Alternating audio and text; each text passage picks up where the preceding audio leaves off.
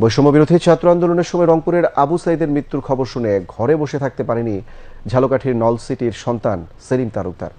আন্দোলনে অংশ নিয়ে ঢাকার ব্র্যাক বিশ্ববিদ্যালয়ের সামনে গুলিতে আহত হন তিনি। হাসপাতালে দীর্ঘ 14 দিন মৃত্যুর সঙ্গে লড়াই করে গত 1 অগাস্ট সকালে না ফেরার দেশে চলে যান সেলিম তালুকদার। ঝালকাঠি জেলা প্রতিনিধি জান্নাতিন নাইম দ্বীপের পাঠানো তথ্য ছবিতে বিস্তারিত ডেস্ক রিপোর্টে। বিজিএমইএ বিশ্ববিদ্যালয় অব ফ্যাশন অ্যান্ড টেকনোলজির 181 ব্যাচে অ্যাপারেল ম্যানুফ্যাকচার অ্যান্ড মার্চেন্ডাইজিং বিভাগ থেকে অনার্স পাশ করে মাস্টার্সের ভর্তির অপেক্ষায় ছিলেন সেলিম তালুকদার। পাশাপাশি তিনি নারায়ণগঞ্জ মাল্টিফ্যাবস লিমিটেড কোম্পানিতে ম্যানেজমেন্ট ট্রেনার পদে চাকরি করতেন। 4 ভাই বোনের মাঝে তিনি ছিলেন মেজো। ঢাকার বাড্ডা লিংক রোডে পরিবার সহ বসবাস করতেন সেলিম তালুকদার। গত 18 জুলাই শিক্ষার্থীদের আন্দোলনে যোগ দেন তিনি। ব্র্যাক বিশ্ববিদ্যালয়ের সামনের এলাকায় পুলিশ শিক্ষার্থীদের সংঘর্ষ চলাকালে তার মাথায়, বুকে, পিঠে ও ফুসফুসে গুলি লাগে।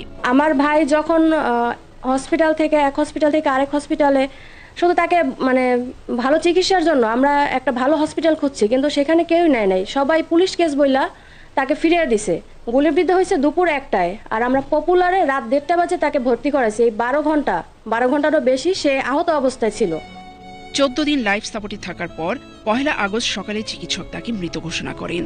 ডাক্তাররা বলে কি ওর মাথায় কাজ করে না, ওর যে গুলিটা লাগছে মাথার ভিতরে, ব্রেনটের ভিতরে লাগছে, ব্রেন ফুলে গিলুটা নিচের দিকে নেমে গেছে। তারপরে কিছুদিন রাখলাম, কিন্তু কোনো কাজ হলো না। আমার ছেলে লাস্টেতে মারাই গেল। আমি আর ছেলে পেলাম না। আমার একটাই ছেলে, আমার 3টে মেয়ে, এই একটাই ছেলে। এখন আমার এই ছেলে যে চলে গেল, এখন আমাদের সংসারটা, পরিবারটা, বা এই যে তার আগত সন্তান আসতেছে, আমি তার কিভাবে মানুষ করব? ছেলে থাকতো বাড়িতে, আমি তো ড্রাইভারি করতাম। গাড়ি টাড়ি কোথাও কোনো সমস্যা হইলো বা কোথাও বিপদে বললে আমার ছেলে দৌড়ে যাইতো আমার উদ্ধারের জন্য। এখন কোন আশায় বাইরে যাব, কোথায় কি করবো, আমার মাথার কোনো কাজ করে না। 3 মাসের অন্তঃসত্ত্বা স্ত্রীও হতবিহ্বল সেলিমের এমন মৃত্যুতে। অল্প বয়সে হাজবেন্ড হারাইলাম, স্বামী হারাইলাম। আমার এখন প্রেগনেন্ট, আমি তার স্মৃতি আছে আমার কাছে। এটা নিয়ে যেন আমি ভবিষ্যতে ভালো থাকতে পারি। যারা তাকে গুলি করছে, পুলিশটা গুলি করছে, তাদের বিচার চাই।